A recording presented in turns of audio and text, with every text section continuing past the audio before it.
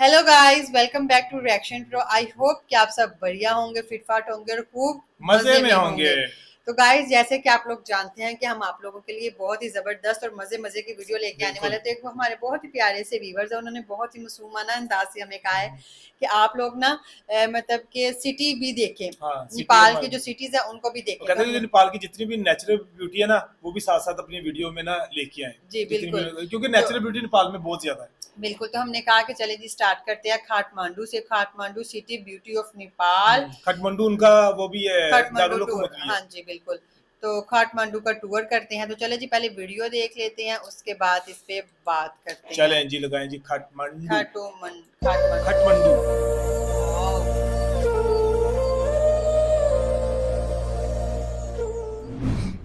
दोस्तों, यह काठमांडू जो न सिर्फ काठमांडू। नेपाल की राजधानी है बल्कि हिमालय की गोद में बसा एक ऐसा ऐतिहासिक शहर है जहां धर्म, संस्कृति, प्रकृति और आधुनिकता का अनोखा संगम देखने को मिलता है। काठमांडू सिर्फ एक शहर नहीं बल्कि नेपाल की राजनीतिक, आर्थिक, धार्मिक और सांस्कृतिक आत्मा है। ये शहर पहाड़ों से घिरी हुई एक ऐसी घाटी है जिसे काठमांडू घाटी के नाम से जाना जाता है। नेपाल की संसद, राष्ट्रपति भवन, सुप्रीम कोर्ट से लेकर देश की बड़ी यूनिवर्सिटीज और कॉरपोरेट ऑफिस सब कुछ इसी शहर में मौजूद है। आज के इस वीडियो में आपको बताएंगे काठमांडू की पूरी कहानी, इसका इतिहास, भौगोलिक स्थिति, आबादी, प्रशासन, अर्थव्यवस्था और इस शहर की कनेक्टिविटी के बारे में। काठमांडू शहर का इतिहास बहुत ही पुराना है। ऐसा माना जाता है कि इस घाटी में इंसानी बसावट लगभग 2000 साल पहले शुरू हो गई थी। यहाँ कई 2000 पुरातात्विक साल खुदाइयों पहले। में लिचावी और मल्ल राजवंशों के प्रमाण मिले हैं जो 3वीं से 18वीं सदी तक इस क्षेत्र में शासन करते रहे। कहते हैं कि काठमांडू पहले एक विशाल झील थी जिसे मंजूश्री नाम के एक संत ने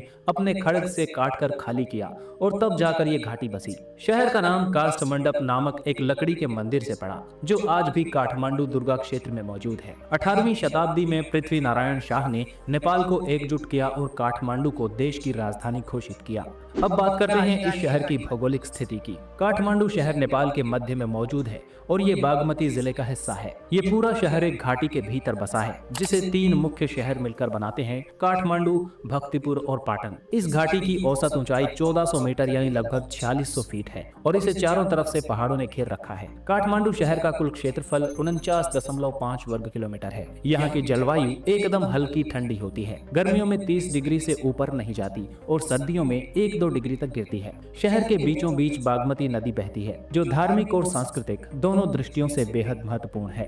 जनसंख्या और प्रशासनिक ढांचे की बात की जाए तो 2011 के जनगणना के अनुसार काठमांडू म्युनिसिपैलिटी की आबादी 10 लाख से ज्यादा थी और आज ये अनुमानित तौर पर 15 लाख से ऊपर पहुंच चुकी है। शहर में बहुभाषीय, बहुधार्मिक और बहुजातीय लोग रहते हैं। मुख्य भाषा यहाँ की नेपाली है, लेकिन नेवार, मैथिली, भोजपुरी, हिंदी और अंग्रेजी भी यहाँ पर खूब मात्रा में बोली जाती है। यहाँ हिंदू धर्म के बाद बौद्ध धर्म का गहरा प्रभाव है और मुस्लिम व ईसाई समुदाय भी बड़ी संख्या में रहते हैं। प्रशासनिक रूप से ये शहर काठमांडू महानगर पालिका द्वारा चलाया जाता है जिसे 32 वार्डों में बांटा गया है। यहाँ नेपाल का राष्ट्रपति भवन यानी शीतल निवास, प्रधानमंत्री कार्यालय यानी सिंह दरबार और संघीय संसद भवन मौजूद हैं। काठमांडू नेपाल की आर्थिक रीढ़ है। यहाँ देश की अधिकांश बड़ी कंपनियों के हेड ऑफिस, बैंक, बीमा कंपनियां और स्टार्टअप्स मौजूद हैं। यहाँ की जीडीपी में टूरिज्म सेक्टर, एजुकेशन और ट्रेड का सबसे ज्यादा योगदान है। नेपाल की कुल जीडीपी का लगभग 40% हिस्सा सिर्फ काठमांडू वैली से आता है। हर साल लाखों विदेशी सैलानी काठमांडू आते हैं जिससे देश को अरबों रुपए की विदेशी मुद्रा प्राप्त होती है। शहर के लोकल उद्योगों में हस्तशिल्प,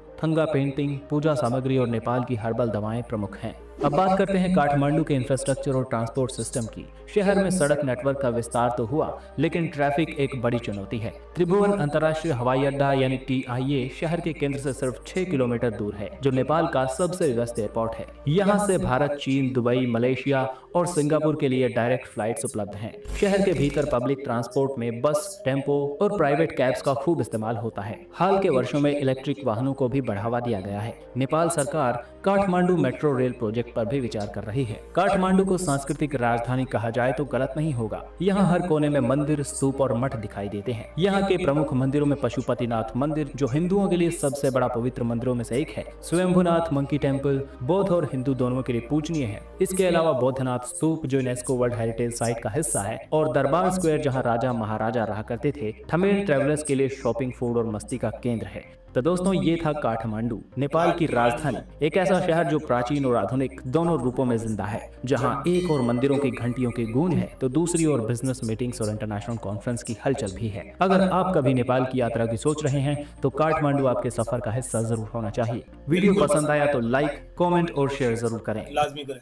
जी बिल्कुल, वीडियो अच्छा, जो काठमांडू जो उन्होंने नाम बताया है वो एक तरह की उन्होंने बताया था कि एक बहुत ही फेमस लकड़ी है, लकड़ी से उनका वो बनाया गया था सारा, जो इनके जैसे यूनिक से घर होते हैं उस लकड़ी के नाम पे काठमांडू नाम रखा गया हाँ, है। और एक खाट उन्होंने में कहा वैसे कि एक खाट मंदिर की भी था, मंदिर के नाम के ऊपर भी इसका नाम रखा गया। नाम दूसरा रखा कि गया। राजधानी है ये नेपाल ये की, राजधानी है। राजधानी है नेपाल की। और काठमांडू देखा जाए कि बिग सिटी, और उसका इन्वायरमेंट उन्होंने बहुत प्यारा बताया। हाँ और बिल्कुल। देखा जो उन्होंने कहा कि पहाड़ों के इर्द गिर्द, मतलब उसके इर्द गिर्द पहाड़ है और बीच में जैसे कि हम लोग एक स्कर्दू पहाड़ को, यानी कि पूरे एक पहाड़ को पहाड़ काट है के, इर्द गिर्द पहाड़ और को बीच काट में के ही है, अंदर बनाया गया है, सारा पहाड़ काटा गया है।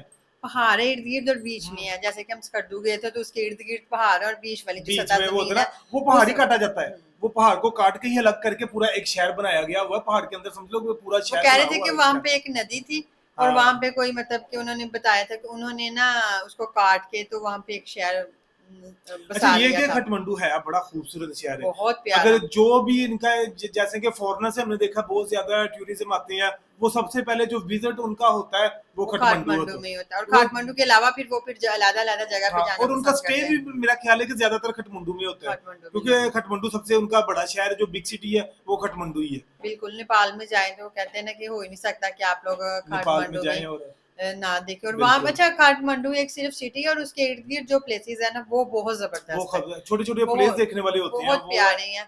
अच्छा, उन्होंने कहा है कि आपको हर चीज मिलेगी, जैसे कि सिटी सिटी का अगर हमने एनवायरनमेंट देखा, माहौल देखा और वहाँ पे स्ट्रक्चर्स और बिल्डिंग देखी है ना, तो बिल्कुल। ऐसे लग रहा है कि आप किसी फॉरेन का देख अच्छा, व्यू इनकी मैं देख रहे हो। वही मैं देख रहा हूँ कि नेपाल में एक घर जो बनाते हैं ना, वो बड़ा इनका यूनिक सा घर होता है। बहुत प्यारा जैसे वो लगता है। बहुत प्यारा लगता है, वो जैसे स्टेप बाय स्टेप उन्होंने गोल ऐसे तो कौन बना के फिर नीचे उसे अच्छा, इधर हमारे दीवार ना को। पाकिस्तान में ये है कि स्कर्दू में शंग्रीला रिजॉर्ट है।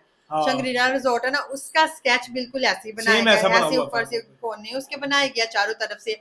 और उस एरिया में ज्यादातर जो मतलब के होटल्स घर बनाए गया ना वो इस शेप में बनाए गया, और वो लोगों के लिए ना बहुत ही एक दिलचस्प चीज होती है और बहुत दूर दूर से लोग उसको देखने के लिए आते हैं। बिल्कुल। लेकिन वाकई ही कि नो डाउट नेपाल बहुत ही ब्यूटीफुल और है, और बहुत ही ऐसी चीजें हैं नेपाल में देखने के लिए कि देखने आप वाली एक्सप्लोर करने आए ना नेचुरल तो आप ब्यूटी, ब्यूटी कहते हैं नेपाल पे एंड है, बिल्कुल। बहुत ज्यादा नेचुरल ब्यूटी। और अच्छा, इसका फ्लैग भी वेदर देखा सबसे जाए। ज्यादा चीज है कि वेदर वहाँ पे बहुत अच्छा होता है, हाँ, गर्मियों और में और इसका सर्दियों में दोनों में। फ्लैग भी देखा जाए, मेरा ख्याल है सब फ्लैगों से यूनिक डिफरेंट, फ्लैग है, बिल्कुल। क्योंकि इनका वो बना हुआ है तो कौन दो फ्लैग तो दो दो हाँ, तो कौन, और उसका भी फ्लैग का भी कोई मतलब उन्होंने कहा था कि कोई मकसद है मकसद था इस इस पे। मतलब हाँ, वो हम देखेंगे वीडियोस में तो इसके फिर भी पता फ्लैग की भी पूरी हिस्ट्री जानेंगे कि हिस्ट्री फ्लैग का देखेंगे। मेन मकसद क्या अच्छा, था, किस यहाँ तरह पे एक का फ्लैग नेपाली है। टोपी पहनी जाती है, वो बहुत प्यारी है, बिल्कुल। हर बंदे ने वो पहनी होती अच्छा, है वहां जाके और ना वो कल्चर है वहाँ का। हाँ, वैसे जाके बंदा वैसे ही उनका कल्चर सारा अडॉप्ट करे ना, सारा उनका पहनावा वगैरह वो लेके सब, वो बड़ा मजा आता है पहनते वो वो चीज भी में इसी यार। तरह हमारी तरह कुर्ता है, नीचे से हाँ। पजामा है, ऊपर से वो वास्कट है और ऊपर से नेपाली टोपी लेते हैं, और वो बहुत ही प्यारी लगती है। मजेदार और लगता है। खास तौर पे ये एक चीज ज्यादा अच्छी लगती है क्योंकि वो कलरफुल चीजें बहुत पहनते हैं, हाँ,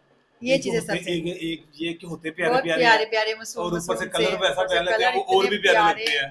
और बाकी बहुत प्यारे लगते लोग हैं। बड़े प्यारे हैं वहाँ के। अच्छा, नेपाल से हमें काठमांडू से हमें कौन कौन देख रहा है कमेंट सेक्शन में कमेंट करके जरूर बताइएगा। वीडियो को लाइक भी करें, शेयर भी करें, और अगर आप चाहते हैं कि हम आपकी बताई हुई वीडियो पे रिएक्शन करें तो आपने फौरन से कमेंट में जाना है और वहाँ पे हाँ, लिंक अगली शेयर सिटी कर आप दें। अपनी भी बता सकते हैं कि मैं इस सिटी से हूँ, हमारी सिटी पे भी आप जरूर रिएक्शन रिएक्शन करें, है जी। हम वो भी देंगे। तो मिलते हैं नेक्स्ट वीडियो में, अपना ख्याल रखिएगा। गुड बाय, अल्लाह अल्लाह हाफिज। हाफिज।